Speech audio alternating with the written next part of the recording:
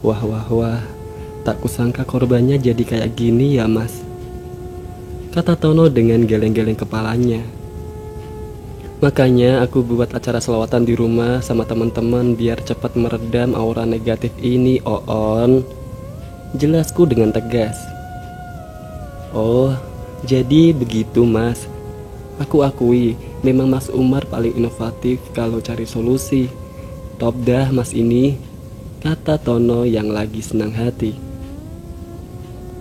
Mas, bantuin aku ambil dan siapin konsumsi ya, pinta Tono. Karena sudah aku bawa jauh-jauh dari rumah mas, barangnya masih di dalam mobil kesayangan sejuta umat mas. Jelas dan tawa Tono sambil berdiri mengajakku ambil makanan dan minuman di mobil hitamnya. Ayo, jawabku singkat. Setelah itu kami menurunkan barang bawaan Tono dari mobilnya dan menyiapkan di teras rumah. Menunggu kedatangan para pemuja ilahi datang, aku punya ide asik untuk sekalian usil sama Tono. Mumpung suasana lagi serius, pasti si kecap ini mudah disuruh-suruh. Selesai berberes-beres semua, kami masih berdua di teras dengan si Tono. Ton, kamu nanti pimpin tiap hari acara di sini ya, pintaku. Lah Mas Umar mau kemana? Jawabnya kaget. Nggak kemana-mana sih Ton, cuma sewaktu-waktu kalau aku keluar ada sesuatu, kamu yang pimpin ya. Jelasku lagi. Siap mas. Tapi tetap untuk hari pertama aku yang pimpin acara itu dibantu sama Tono. Sama satu lagi Ton, ini acara aku buat sampai 40 hari nonstop.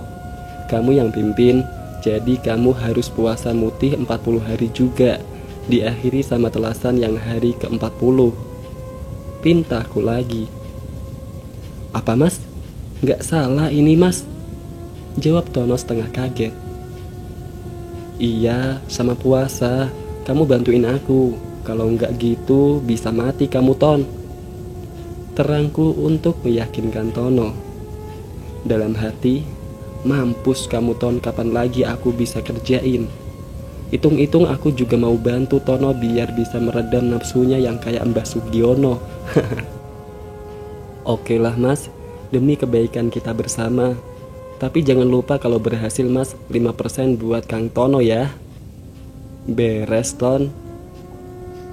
Jam tangan Tono berjalan mengikuti putaran jalurnya saat ku melirik sesekali ke tangan itemnya. Waktu sudah memperlihatkan jam 22.00. Dari depan terlihat si Imron dahulu datang diikuti para pemuja sang ilahi mulai satu persatu datang. Ada yang sendiri dan ada yang datang bergerombol. Ada yang membawa kuda besi dan sebagian berjalan kaki. Mereka memakai pakaian khas serba putih tapi tak seputih kulitnya semua. Maklum, kulit eksotis warga pulau tropis. Tanpa komando mereka langsung dengan cepat memenuhi ruang tamu dan terasku. Posisi mereka berjajar rapi, duduk bersila saling berhadapan, seakan sudah menjadi tradisi bagi sang pemuja ilahi. Sesaat jumlah jamaah yang kuminta pada Imron sesuai setelah kuhitung sendiri dengan cara menyambut berjabat tangan satu persatu.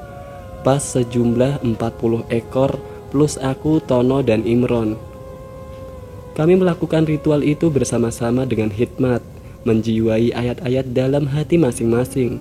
Diiringi rebana mengalun menggugah jiwa kami akan kerinduan dan kebesarannya. Disertai bau harum khas para pemuja ilahi semerbak memenuhi lokasi kami untuk ritual, dan belayan angin khas desa di malam hari. Memang acara itu terlihat ramai, tapi yang aku heran ada beberapa sosok yang tak ku kenal, padahal satu grup ini masih satu kampung. Tapi biarlah, yang penting acara tetap lancar. Mungkin ada warga pendatang baru juga ingin ikut. Jam 24.00 acara pun selesai. Para pemuja ilahi sebagian langsung berpamitan pulang karena sudah larut malam dan merawat keluarganya yang sakit. Seperempatnya masih tinggal di rumahku sambil menikmati sajian kopi dan makanan ringan yang Tono sediakan. Mereka para jamaah awalnya tidak ada yang mengetahui maksud dari acara ini, dan aku memang sengaja tidak memberitahu. Memberitahu sekarang sama saja dengan bunuh diri. Tapi nanti kalau sudah waktunya akan kujelaskan pada persatuan pemuja ilahi ini. Sampai akhirnya tinggal kami bertiga, yaitu aku, Tono, dan Imron yang masih menikmati hidangan yang tersaji. Mas, tadi sore ternyata ada warga gang 1 dan 4 yang kesurupan, kata Imron. Masa, Pron? Tanyaku. Iya mas, aku sama Mas Huda sempat nyamperin ke rumah orang yang kesurupan itu. Wah, sampai segitunya ya mas. Maaf saya jadi gak enak sama kalian, sahut Tono. Iya nih gara-gara kamu Ton, jawab Imron yang kecewa. Sudah Pron, sudah. Ini sudah terlanjur dan harus kita selesaikan dengan cepat, jawabku. Iya mas, maaf, ucap Tono. Besok dan seterusnya sampai 40 hari ke depan biar dipimpin sama Tono Pron sebagai tanggung jawabnya. Oh, ya sudah mas, bagus itu, sahut Imron. Suasana sedikit pertentangan antara mereka berdua sedikit bisa kuredam karena keluarga Imron jadi korban juga termasuk Imron sendiri. Dan aku sendiri usul malam itu untuk mengakhiri suasana malam yang hening dan sudah larut. Setelah Imron dan Tono kusuruh pulang, aku melanjutkan ritual pribadi ke ruang khususku. Ruangan yang gelap di siang dan malam hari, yang berada di salah satu kamar rumah kecilku. Tempat yang akan kupakai mencari jawaban akan kebingungan tentang mencari jalan keluar dalam masalah ini. Saat aku di dalam kamar, suasana hening dan tenang di dalam kamar, bahkan suara nyamuk pun bisa terdengar dengan jelas di ruangan ini. Kuatur posisi dudukku untuk bersemedi, memejamkan mata, menyerahkan diri ini kepada pemiliknya. Rasa pasrah, ikhlas dan hanya meminta petunjuk dari Sang Maha Kuasa agar diberi jalan yang diridhoinya. Malam pertama aku bersemedi antara sadar dan tak sadar atau setengah tidur. Aku melihat di depan mataku terjadi bencana banjir bandang yang sangat besar dari arah utara menuju ke selatan. Air bah yang besar menggulung semua benda di depannya. Serbuan air yang besar itu berhenti mengerucut seolah tersedot di balik gunung. Saat ku amati di balik gunung itu ada sebuah masjid dan semua air bah itu berhenti terus masuk ke dalam tanah di depan masjid. Masjid besar itu terlihat bangunannya belum jadi. Masjid itu juga dikelilingi pohon apel hijau yang ranum buahnya dan sebuah papan hijau di depan masjid sebagai identitasnya. Terlihat masjid itu terasa kering sekali bangunannya meski banyak pepohonan apel. Sejenak aku langsung terbangun dari keadaan semediku dan keluar dari kamar, memikirkan apa yang terjadi tadi. Ku dengar saat itu musola di depan masjid sudah membacakan ayat-ayatnya. Aku langkahkan kakiku ke musola untuk menjawab bacaan dan panggilannya, dan mengakhiri hal itu dengan sholat subuh berjamaah. Hari kedua aku masih di rumah sendirian dan terus melakukan ritual pribadiku siang malam, meminta jawaban apa yang menjadi misteri akan leak di tubuh Ane. Sesekali aku telepon istri dan kedua anakku di rumah mertua hanya sekedar untuk menanyakan kabar dari mereka. Saat malam tiba, jadwal ritual dengan para pemuja ilahi pun aku jalani dengan lancar sama seperti di hari pertama. Petunjuk hari kedua adalah sama persis seperti hari yang pertama, yaitu banjir bandang menuju ke arah selatan. Hari ketiga tak ada yang berubah. Gambarannya masih tetap banjir bandang ke arah selatan. Akhirnya kusimpulkan bahwa jawaban ritualku dan semua masalah ini adalah di selatan. Arah selatan dari tempat tinggalku adalah tempat kelahiran Ken Arok, tepatnya di bumi Onginade. Di sanalah nanti aku akan berburu mencari jawaban dari gambaran 3 hari yang aku dapat.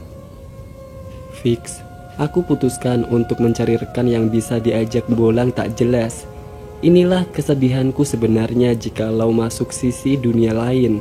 Pasti banyak teka-teki silang yang harus diungkap.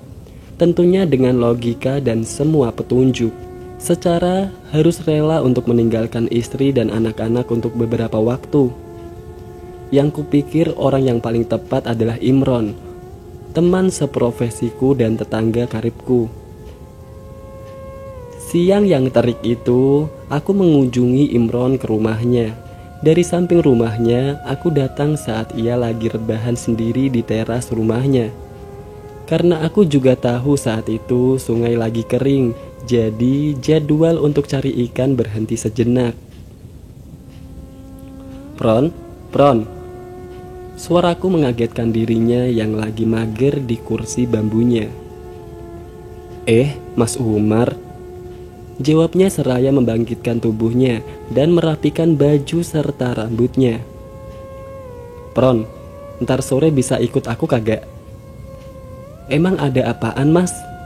Tanyanya dengan heran.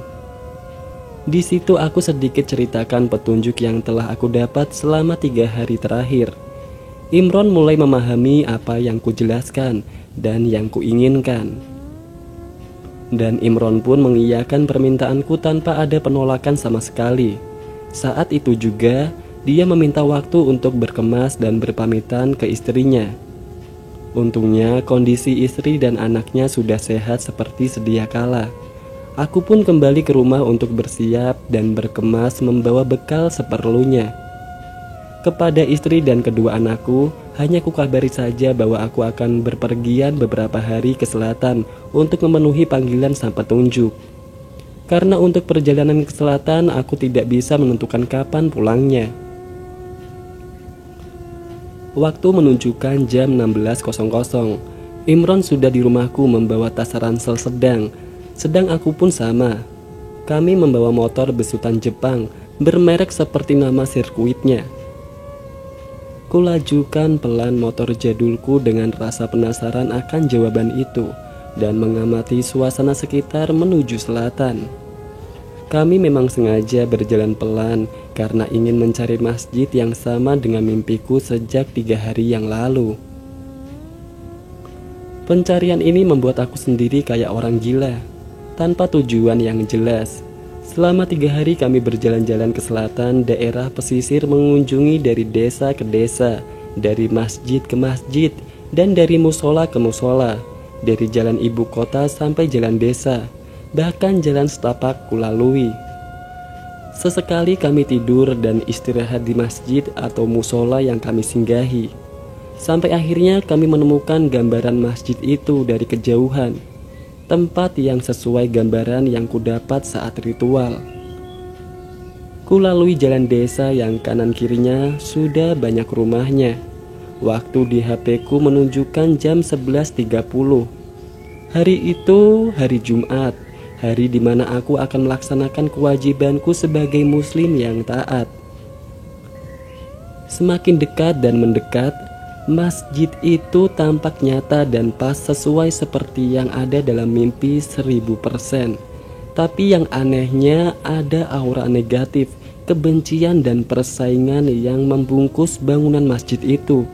Aku sendiri heran, kenapa ada masjid kok hawa serta suasananya begini?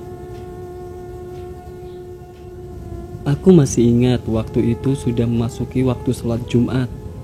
Aku langsung mempercepat langkah roda motorku menuju ke masjid itu untuk menunaikan ibadah sesuai keyakinanku.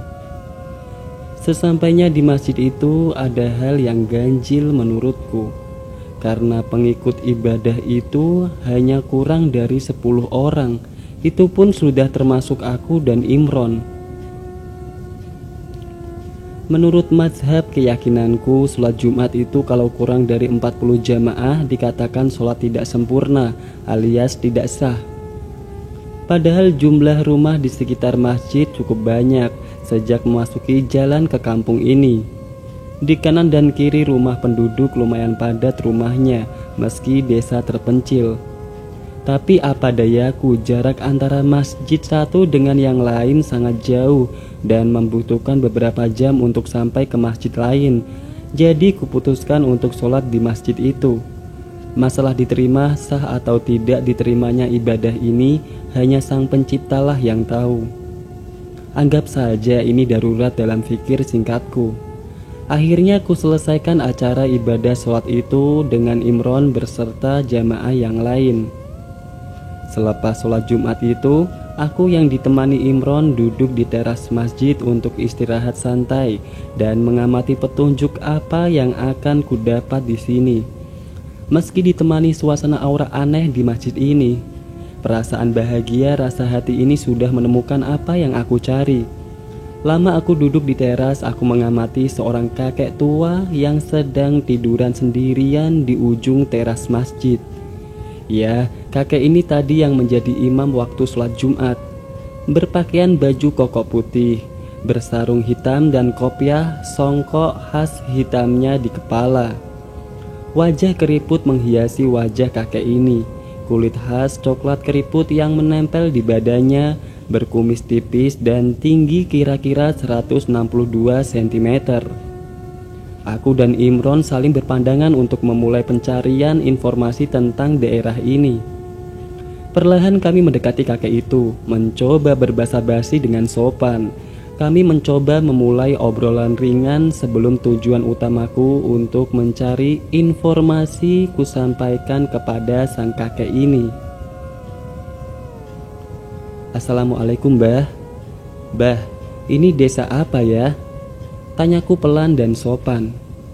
Ini desa petunjuk, Mas. Jawabnya pelan serta langsung duduk membenarkan posisinya dan menghadapku. Sampean ini dari mana, Mas? Dari bekas kerajaan berbendera gula kelapa, Mbah. Jawabku pelan. Ada apa, Mas? Kok bisa sampai kesasar kemari? Akhirnya aku menceritakan dengan seksama apa yang ku alami selama mencari petunjuk dan masalah yang ku hadapi saat ini. Sampai akhirnya bisa terdampar di desa selatan pulau yang terpencil ini. Saya biasa di sini dipanggil Mbah Salman. Saya juga sebagai tamir masjid ini, Mas. Jelas Mbah Salman dengan mengulurkan tangannya mencoba berkenalan denganku dan Imron. Saya Umar, Mbah, dan sebelah saya ini teman saya, namanya Imron. Jelasku menyambut jabat tangan Mbah Salman. Kalau begitu, ayo Mas ikut ke rumah saya. Sekalian ngobrolnya di rumah saya, kasihan jauh-jauh. Ajak Mbah Salman dengan senyum tipis, seakan sudah tahu apa yang ku maksud untuk mencari petunjuk dan jawaban apa yang ku alami. Aku sendiri heran, kenal saja belum 1 jam udah ngajak ke rumahnya. Apa dia sudah percaya juga yang aku ceritakan barusan? Masa bodoh juga saat itu. Aku dan Imron ngikut saja dan menganggap mungkin beliaulah petunjuk kami. Saat itu aku dan Mbah Salman berjalan menuju ke rumahnya, sedang Imron menuntun motor buntutku untuk mengikuti kami di belakang. Terlihat rumah Mbah Salman terbuat dari kayu dan masih beralaskan tanah. Rumah sederhana berdinding papan kayu dengan beberapa jendela di depan dan samping kirinya, menandakan rumah desa yang sangat sederhana. Di terasnya tersedia 1 kursi kayu panjang terbuat dari bambu. Rumah yang nampak alaminya tanpa adanya pewarna yang menghiasinya. Saat masuk ke dalam rumahnya, di ruang tamu hanya ada beberapa kursi dan meja tua yang melengkapinya, serta 2 almari dari kayu berpintu kaca dipenuhi kitab-kitab kuning. Meja-mejanya pun penuh dengan tumpukan kitab tua dan beberapa Al-Quran. Banyak juga kitab itu sampai ada yang diselipkan ke beberapa lubang kecil di bagian dinding kayu, meja depan kami, dan sandaran kursi. Suasana rumah Mbah Salman sangat nyaman sekali. Hawa dan auranya sangat menenangkan jiwa, beda sama dengan aura di masjid tadi. Padahal jarak rumah Mbah Salman dan masjidnya tidak terlalu jauh juga.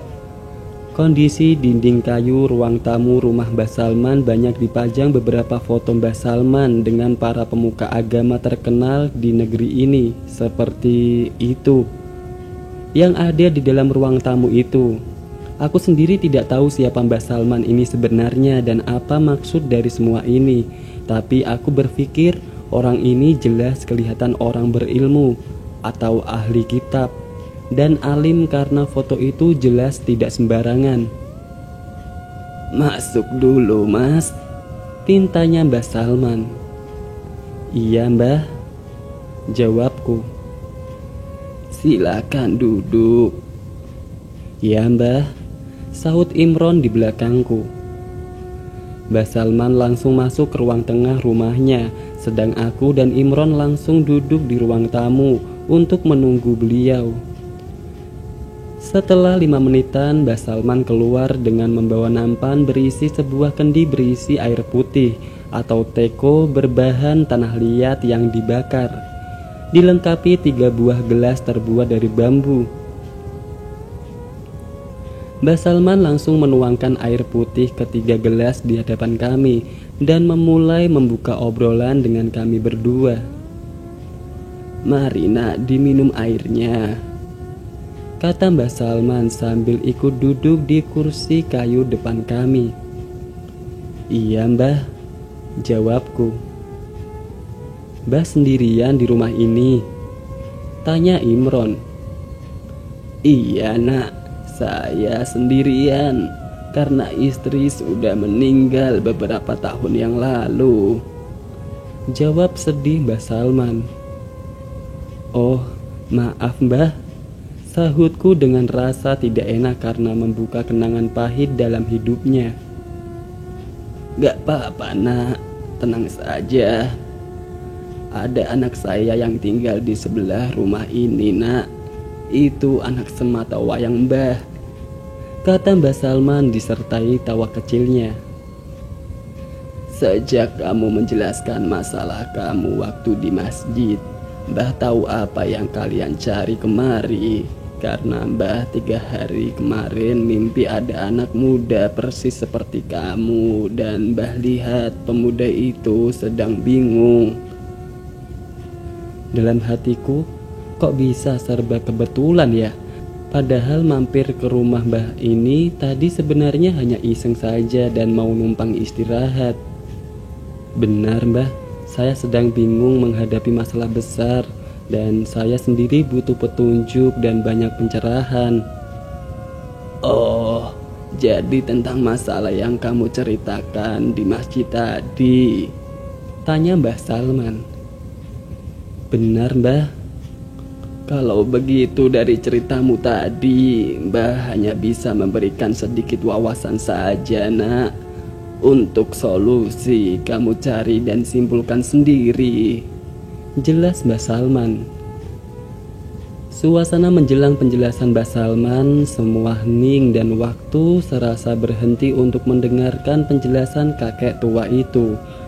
Aku mengambil rokok lintingan tangan sendiri dan menyulut api sebagai pereda ketenangan ini. Hal ini diikuti Imron yang ikut terbawa suasana kala itu. "Dengar nak, yang kamu hadapi itu sebenarnya adalah salah satu murid dari calon arang yang terkuat," jelas Mbah Salman. "Hah?" Wajahku dan wajah si Amron spontan kaget dan pucat bukan kepalang.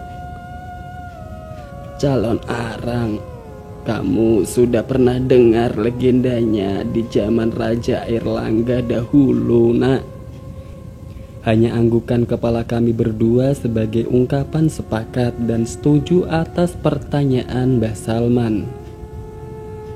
"Seorang calon arang, janda penguasa ilmu hitam yang berasal dari desa Gira, kerajaan Kediri itu kalah dari Empu Barada. Empu Barada sendiri adalah orang kepercayaan Raja Airlangga.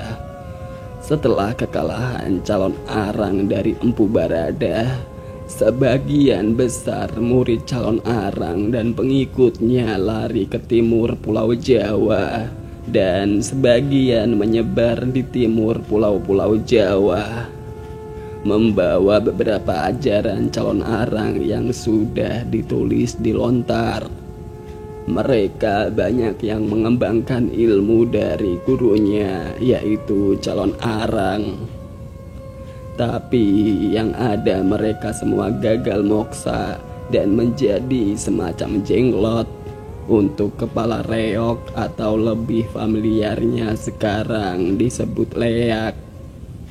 Dan dari beberapa lontar ilmu hitam tertingginya itu, ada yang mempelajarinya sehingga menjadi pemimpinnya dan menjadi yang terkuat. Tapi ya begitu masih gagal moksa, nak. Lah, calon arang bisa moksa saja atas bimbingan Empu Baradah. Para muridnya ini kan hanya mempelajari ilmu calon arang, jelas tak bisa moksa, nak. Dan leak terkuat inilah yang masuk ke tubuh teman bulemu itu. Aku dan Imron makin tak percaya akan penjelasan Mbah Salman dan hanya geleng-geleng kepala. Kamu tahu ritual atau ibadah mereka? Tidak, Mbah, jawab kami berdua dan menggelengkan kepala kami. Ibadah atau ritual untuk golongan ini mereka lakukan di bulan-bulan tertentu. Mereka melakukan ritual dengan berpesta di atas makam anggota keluarganya yang terakhir meninggal. Mereka menari dengan tarian khas mereka, yaitu dengan bertelanjang bulat semua dengan mengitari makam tersebut. Mereka wajib melakukan hubungan badan bebas untuk semua anggota yang ikut dalam ibadahnya. Laki-laki, perempuan minum bebas, minum darah, arak, dan makanannya daging manusia. Mereka memakan daging manusia yang segar dengan cara langsung digigit dan mencabik-cabik jasad manusia itu. Sebuah kenikmatan luar biasa bagi mereka hal semacam itu, nak. Aku dan Imron rasanya miris, muak, dan enak ngebayangin sebegitunya aliran kepercayaan mereka. Mereka sebenarnya sama saja, nak, dengan kita. Mereka juga menyembah Yang Esa, cuman caranya saja beda. Cara mereka ya memang seperti itu dari dulu. Golongan ini dulu hanya bisa tunduk dan hanya bisa dikalahkan sama Empu Baradah setelah membuat wabah ke penduduk seantero kerajaan Raja Airlangga. Karena putrinya calon arang yang bernama Ratna Manggali yang tidak ada pemuda yang melamarnya. Padahal anak calon arang sangat cantik. Tapi penduduk saat itu pada takut melihat kebiasaan ibunya yang terkenal dengan ilmu hitamnya. Oh walah, bener kalau begitu, Mbah. Makanya setelah sedikit perseteruanku dengan leak itu, seminggu lalu warga desaku banyak yang sakit dan kesurupan, Mbah. Sahutku pelan. Loh, sudah kejadian di tempat kamu, nak? Tanya Mbah Salman dengan sorot mata tajam kepadaku. Sudah, Mbah. Mbah Salman diam dan mencerna pembicaraan kami. Suasana kami saat itu langsung hening seketika akan ucapanku barusan. Mbah Salman kelihatannya tak mau ambil pusing soal kejadian yang menimpa desaku. Untung masih satu desa, nak. Coba satu kecamatan atau satu kabupaten, bisa jadi heboh kamu, nak. Dulu saja waktu Raja Airlangga seluruh kerajaannya yang terkena wabahnya. Setelah itu beliau mulai memandang kembali kitab tuanya itu. Kamu pernah dengar kisah Syekh Al-Bakir penumbal tanah Jawa? Tanya Mbah Salman. Pernah sedikit-sedikit, Mbah, jawabku. Dahulu saat menempuh ilmu agama sama Tono saja tidak sampai lulus karena sudah tidak ada biaya. Gimana mau belajar secara lengkap? Hatiku hanya bisa merasa miskin ilmu saat mendengar cerita dari kakek itu. Setelah itu, Mbah Salman berdiri dan berjalan mengambil salah satu kitab yang sangat usang, warnanya kuning kehitaman, serta sedikit berdebu dan kelihatan kertasnya juga sudah rapuh. Mbah Salman kembali ke tempat duduknya dan membuka pelan-pelan kitab itu. Mbah Salman terlihat membaca dalam hati karena bibirnya sedikit bergumam. Suasana tampak hening, sedang aku dan Imron hanya memperhatikan wajahnya dari depan Mbah Salman. Ini loh nak, kalau tak percaya, kata Mbah Salman sambil menunjukkan isi kitab itu kepada kami dan mulai menjelaskan kembali tentang isi kitab tua tersebut. Di awal abad ke-14, Kesultanan Turki yang mulai berekspansi ke wilayah timur jauh ke daratan Asia dengan mengirimkan dai dan para ulamanya untuk menyebarkan agama Sang Ilahi. Akan tetapi semua itu mengalami kegagalan saat memasuki Asia Tenggara, khususnya tanah Jawa. Dikisahkan mereka para dai sebagian hanya sampai di Laut Jawa saja, sebagian baru memasuki pesisir utara Pulau Jawa. Saat kedatangan mereka diketahui para pengikut dan para murid calon arang ini, mereka akan dengan segera membinasakan di laut jika ketahuan di laut dan membunuh di pesisir utara Pulau Jawa sebelum masuk lebih dalam ke Pulau Jawa. Korban dari Timur Tengah saat itu sudah banyak nak. Akhir cerita Sang Sultan Muhammad I atau Mehmet I dalam bahasa Turki seperti dalam kitab ini mengirim seorang ulama pilihan yang alim dari Persia atau sekarang Iran.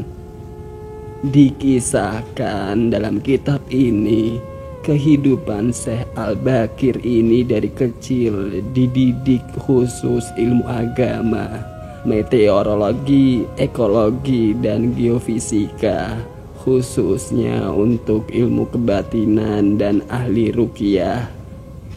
Di kitab ini nak, Syekh Al-Bakir termasuk salah satu keturunan Nabi kita kalau dilihat dari nasabnya. Barulah sejak itu golongan ini bisa dikalahkan oleh Syekh Subakir. Dan proses islamisasi di Asia Tenggara, khususnya islamisasi di Jawa, mulai pelan-pelan merasuk dan menyebar ke Nusantara sampai sekarang. Jadi garis besarnya nah yang disebut dan dibahas dalam kitab-kitab yang Mbah kaji selama ini, yang bisa mengalahkan leak sakti dari calon arang ini hanya beberapa orang seperti Empu Barada, Syekh Subakir, beberapa sunan, dan beberapa keturunan Syekh Al-Bakir, jelas Mbah Salman. Dalam keadaan diam tertegun hatiku menjerit, seakan mau menyerah dengan keadaan saat itu juga. Sampai sebegitu hebatnya yang melawan golongan pengikut calon arang ini, orang-orang hebat dan terkenal di zamannya. Apa aku sanggup, sedang aku hanya orang biasa, teramat sederhana, tak punya apa-apa dan sedikit ilmu ini. Dulu saja lawannya saja sekelas Empu dan Syekh. Sekarang hanya seorang yang tidak ada apa-apanya. Tambah makin kacau pikiranku. Iya kalau menang, kalau kalah bukan hanya keluargaku saja yang binasa. Bisa-bisa satu kota bakal terkena imbasnya. Pening juga lama-lama kepalaku memikirkan penjelasan Mbah Salman. Tapi nak, di akhir kitab ini ditulis pesannya. Hanya kepada Yang Maha Kuasalah kita berserah dan meminta karena Dia maha segalanya. Setiap ilmu datang dari langit, makhluk bumi sebagai wadahnya. Bumi pula sebagai sumber dan akhir kehidupan makhluknya. Tiba-tiba suara ringtone HP jadulku bernyanyi, memanggil aku menghentikan sejenak pemberian pencerahan Mbah Salman. Tertera nama Andi, ajudan Ana yang ingin berbicara denganku. Assalamualaikum Mas Umar. Ucapnya agak cepat. Waalaikumsalam Mas. Iya, ada apa ya? Kok panik? Ada apa di situ? Tenang Mas. Kataku penasaran dan menenangkan kepanikan Andi. Ini Mas, Mbak Ana lagi kambuh Mas. Tolong Mas, ini parah Mas. Dari tadi pagi cuma diem, matanya melotot doang dan narik-narik lagi, nggak jelas lagi Mas. Sampai sekarang belum makan Mas. Aku khawatir Mas, nanti kenapa-napa. Terang Andi yang panik. Aku ingat suasana tempatku sangat hening waktu itu karena suara telepon Andi dan penjelasannya menghentikan sejenak pembicaraan kami. Mereka berdua, Imron dan Mbah Salman, hanya memandangiku waktu menerima telepon dari Andi. Coba sampean kasihkan teleponnya ke Ane. Iya Mas. Mbak Ane. Di sana hanya terdengar suara menggeram saja. Persis seperti waktu pertama kali Tono memberikan telepon kepadaku saat masih belum kenal Ane. Hei makhluk laknat, diamlah di situ, jangan siksa kawanku. Pintaku dengan tegas dan jelas. Dalam hati aku terus membacakan mantra memohon kepada Yang Esa untuk menenangkan Leak yang sejak pagi sedang marah. Suara telepon Andi terputus seketika. Aku mencoba menghubungi kembali Andi. Halo Mas Andi? Iya Mas. Gimana Mas? Mbak Ana pingsan kayak pertama kali sampean telepon Mas. Biarkan saja Mas, sebentar lagi juga bangun. Oke Mas, nanti kalau sudah sadar aku hubungin Mas Umar lagi. Iya Mas, sahutku dengan mengakhiri panggilan itu ke Andi. Kedua mata Imron dan Mbah Salman masih menatapku penasaran karena suara panggilan itu tiba-tiba menghentikan penjelasan Mbah Salman. Aku sendiri tak menyadari mereka yang berada di depan dan sampingku memandangiku penuh penasaran. Ada apa nak? Itu Mbah, si Ana yang kena Leak dari tadi pagi kambuh Mbah. Gak apa-apa kan Mas, Mbak Ananya? Saut Imron. Santai Imron, biasa kayak dulu, ntar siuman sendiri. Oh, ya sudah kalau begitu nak, kata Mbah Salman. Waktu sudah sore, kami bertiga ke masjid tadi untuk melakukan ritual jamaah. Setelah itu kami kembali ke rumah Mbah Salman selepas Isya. Jeda waktu antara asar dan isya itu kami gunakan hanya untuk berbicara masalah keseharian Mbah Salman yang seru dan mendengarkan curahan Mbah Salman. Tentunya dengan penuh menikmati aura kebencian dan permusuhan yang kurasakan di masjid itu. Saat kami datang ke rumah beliau lagi, hidangan makan malam sudah disiapkan anaknya yang berada di rumah sebelah. Mereka tahu kalau ada tamu, jadi hidangan itu porsinya ditambah lebih banyak. Sehabis makan malam, kami putuskan untuk menginap di rumah Mbah Salman karena ajakan dan paksaan beliau. Malam semakin larut, Imron sudah tidur dengan nyenyaknya di kamar tamu Mbah Salman, sedangkan aku tidak bisa tidur karena masih memikirkan penjelasan Mbah Salman tadi sore. Waktu aku masih rebahan di samping Imron, benda di samping kepalaku terdengar bergetar dan memanggil.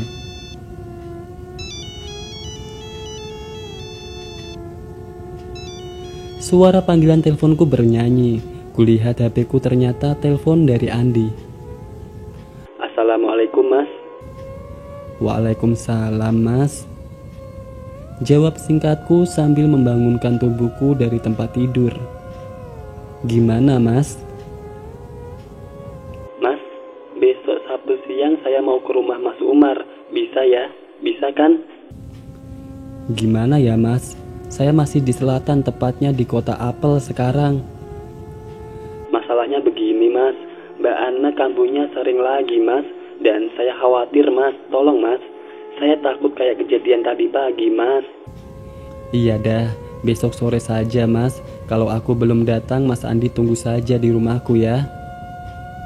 Terima kasih, Mas. Terima kasih, Mas. Sekarang gimana kondisi Ana, Mas? Alhamdulillah sudah ada perubahan. Dia sudah sadar seperti waktu pulang dari rumah Mas Umar seminggu yang lalu. Syukurlah kalau begitu. Aku juga ikut tenang, Mas.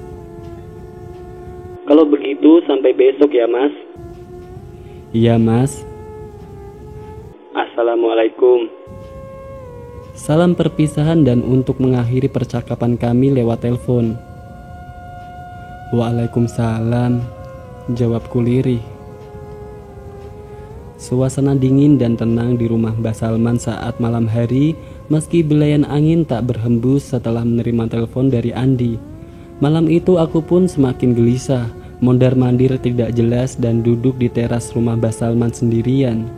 Dalam kesendirianku yang masih memikirkan masalah jawaban atas obat Ana dan hanya sedikit pencerahan yang kudapat tadi sore. Sambil memikirkan hal tersebut, aku termenung dan menikmati rokok lintingan tangan andalanku serta kopi sisa makan malam tadi. Saat aku duduk sendiri di teras, lamunanku beberapa menit kemudian diusik oleh kehadiran Mbah Salman yang keluar dari rumahnya. Beliau juga tidak bisa tidur malam itu. Kami hanya duduk berdua dengan Mbah Salman ditemani kopi dan rokok lintingan tanganku. Aura positif rumah Mbah Salman menemani juga kala malam itu. Dalam keheningan malam itu, suaraku mulai memecah kebisuan kami. Karena kabut asap rokokku hanya bisa terbang membisu. Mbah, saya boleh tanya, kenapa masjid Mbah Salman auranya beda sama rumah Mbah? Tanyaku pelan di malam hari. Boleh, Nak. Nggak tahu, Nak. Kalau masalah aura, ilmu begituan dan sejenisnya, Mbah buta, Nak. Meski Mbah belajar keagamaan lama, kalau ilmu pasti dan ilmu kitab Mbah akan jawab. Oh, terus tentang pertanyaan saya tadi sore tentang jamaah Mbah yang sedikit itu gimana ceritanya? Oh iya ya, saya lupa Nak, tadi belum jawab. Jadi awal mulanya begini, Nak. Saya punya seorang kakak kandung. Kami bersama-sama menimba ilmu di suatu pesantren terbesar di Mataram. Aku dan kakakku menimba ilmu selama 25 tahun. Setelah itu kami kembali ke kampung ini bersama kakak Mbah. Di kampung ini dulu awal masjid berdiri belum ada yang memegang. Setelah adanya kami, para tokoh masyarakat memilih kakek jadi tamirnya. Pilihan itu dijatuhkan ke kakek dengan alasan kakek juga tidak tahu. Setelah itu, kakak Mbah terlihat kecewa dengan keputusan para tokoh masyarakat desa ini.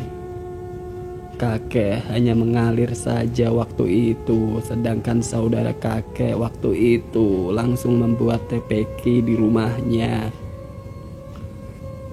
Lah, kemarin kok sampai jamaahnya sedikit, Mbah? Mbah kan ahli kitab. Apa sempurna kewajiban Mbah sholat Jumat itu? Anggap saja Mbah masih babat alas mengawali, Nak. Mbah juga heran meski penduduk di sini juga banyak, termasuk kakaknya Mbah ada di sini, tapi mereka memilih untuk sholat Jumat di luar kampung ini. Padahal Nak Umar tahu sendiri jarak antara masjid kampung ini ke kampung sebelah yang lumayan jauh, dan memang jauh.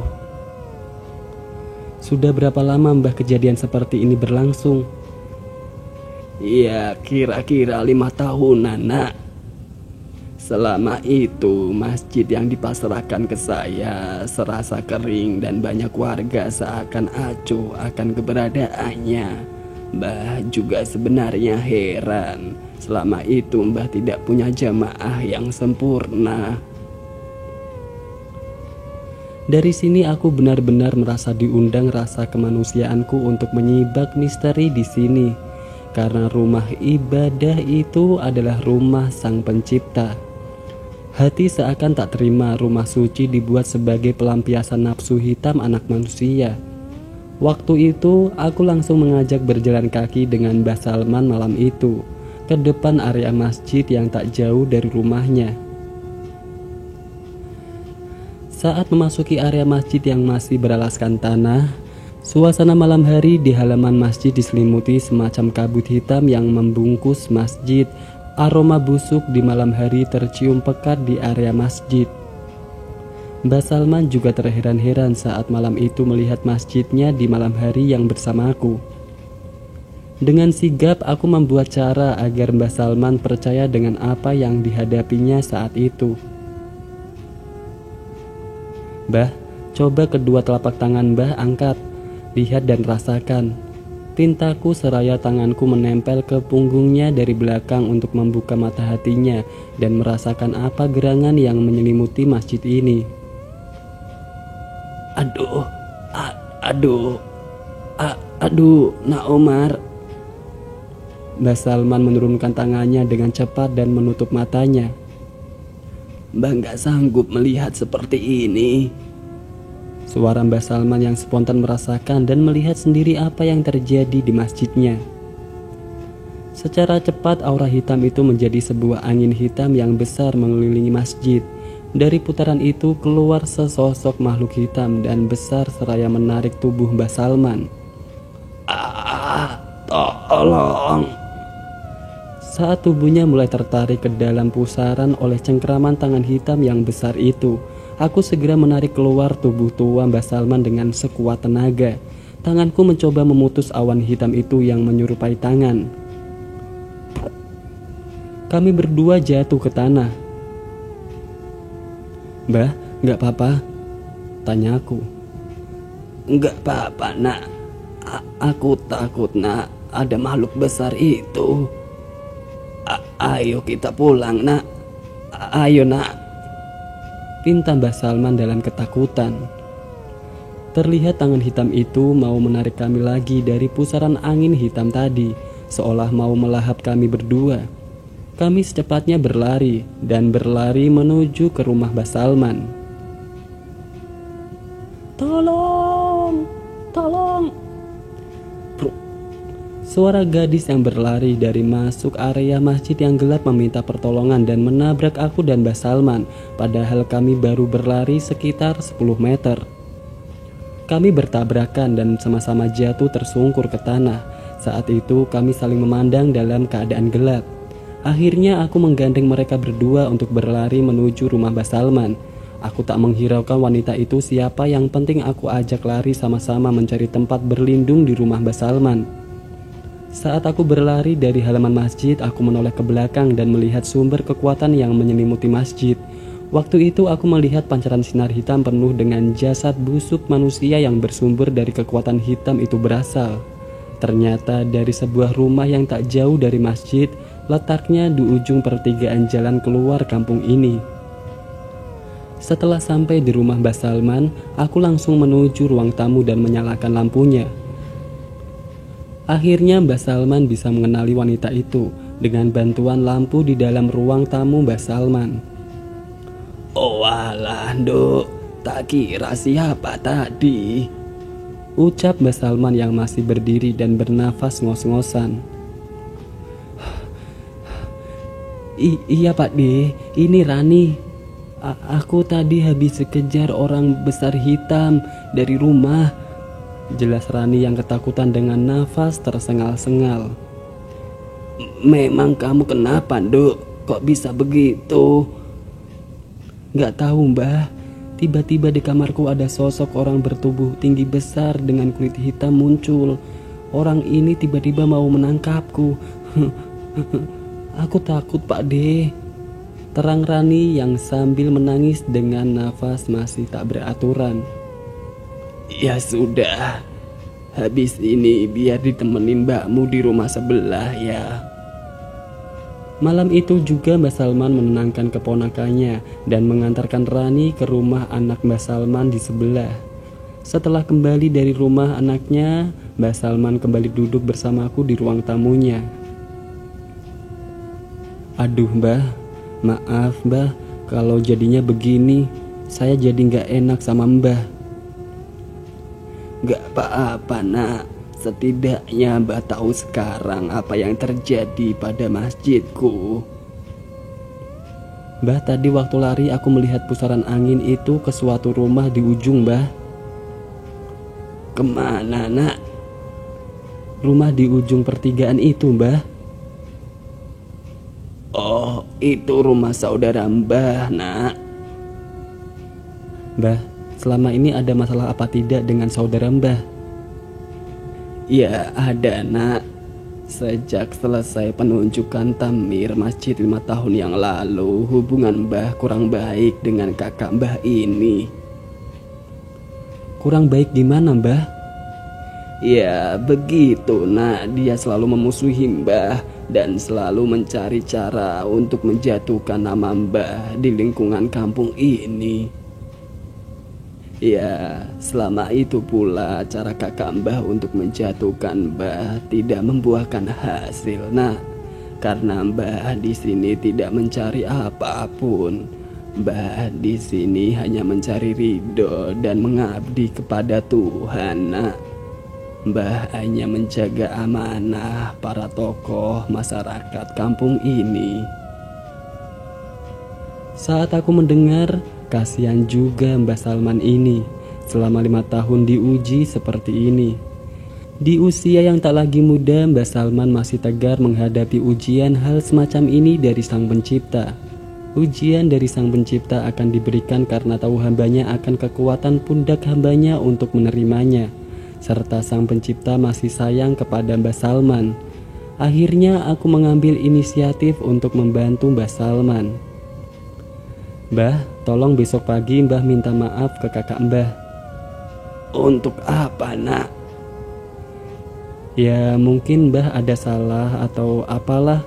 Karena manusia tempatnya salah dan lupa Mbah. Yang penting Mbah Salman minta maaf duluan saja. Apa salahnya juga Mbah, cuma minta maaf saja kok. Iya nak Umar, besok pagi Mbah tak ke rumah kakak Mbah. Satu lagi Mbah, setelah minta maaf, tolong Mbah Salman minta bekas air wudhunya kakak Mbah Salman. Buat apa nak? Untuk Mbah Salman minum, sisanya Mbah buang di halaman masjid memutar sampai ke halaman awal Mbah buang. Terbesit dalam pikiranku, teringat akan cara ini waktu belajar sama Maha Guru, pernah digunakan untuk menetralkan tempat suci yang dikotori oleh tangan-tangan manusia dan iblis. Dan dari pengalaman itulah aku membuat cara ini di Masjid Mbah Salman, tentunya dengan beberapa mantra dari kitab-kitab Sang Ilahi. Oh iya nak, kalau begitu besok Mbah akan laksanakan. Jawab Mbah Salman tanpa keraguan atas semua permintaanku. Semoga masalah Mbah Salman di sini cepat selesai. Amin mas. Setelah itu Mbah Salman pergi ke dapur membuat minuman dan mengajakku ngopi lagi di ruang tamunya Mbah Salman. Kelihatannya Mbah Salman sudah tidak lagi takut dengan kejadian barusan. Dia terlihat ingin santai karena belum mengantuk. Kami berdua duduk dengan menikmati kopi dan rokok yang tersaji untuk menenangkan akan hal yang baru terjadi. Nah Umar, itu tadi keponakan dari istri Mbah yang sudah meninggal. Tapi sampai di umur 39 tahun belum bertemu jodohnya. Lah, kok bisa Mbah? Anaknya tadi kan cantik Mbah. Entahlah nak. Sudah lebih dari puluhan mungkin ratusan yang melamar keponakanku ini. Sejak dia umur 20 tahun ada yang melamar selalu gagal. Bahkan lebih tragis tahun kemarin, keponakan kakek sudah tunangan dari hari pernikahan juga sudah ditentukan, akan tetapi gagal lagi. Aku sendiri heran, Nak Umar, apa yang terjadi pada keponakanku. Mbah juga kadang merasa gelisah akan masalah di keluarga almarhum istriku. Tentunya kami juga malu sama masyarakat kampung ini. Kami malu bertahun-tahun sampai ibu bapaknya keponakan Mbah jarang keluar rumah. Oh, aku hanya manggut-manggut mendengarkan kesedihan atas keponakannya itu. Lah Mbah kan ahli kitab keagamaan, kok masih bingung Mbah? Iya Nak, tapi bidangku bukan seperti Nak Umar. Saya dulu hanya menimba ilmu agama sedikit Mbah, dan saya seperti ini kalau tidak terpaksa karena Tono, sahabat karibku, dan ekonomi keluargaku. Mungkin si Umar ini lebih baik jadi petani saja Mbah di rumah. Dalam angan-anganku urusan si Ana saja belum kelar, ini malah dikasih masalah lagi. Teka-teki Mbak Salman dari sore hari saja belum ketemu. Aduh, bisa gila aku kalau kayak gini terus, masalah pada datang semua. Seketika itu aku terbesit atas janjian sama Andi besok di rumahku. Alasan yang tepat untuk sementara melarikan diri dari sini, pikirku. Mbah, habis ini saya mau pamit pulang dulu. Karena tadi habis ditelepon Andi, ajudan Mbak Ana bule yang sakit terkena leak. Oh, yang tadi telepon itu. Tapi kan kamu belum tidur, Nak Umar. Lebih baik tidur sebentar. Nggak apa-apa Mbah, saya masih kuat kok. Kasihan teman saya yang lagi sakit Mbah. Ya sudah, kalau itu mau kamu. Pesanku cuma satu Nak. Kalau sudah begini, kamu wajib membantu orang di sekitarmu jika ada yang membutuhkanmu, supaya dari doa-doa mereka tujuan utamamu bisa berhasil. Iya Mbah, saya akan laksanakan amanahnya. Terima kasih. Selepas pembicaraan tadi aku pun berkemas.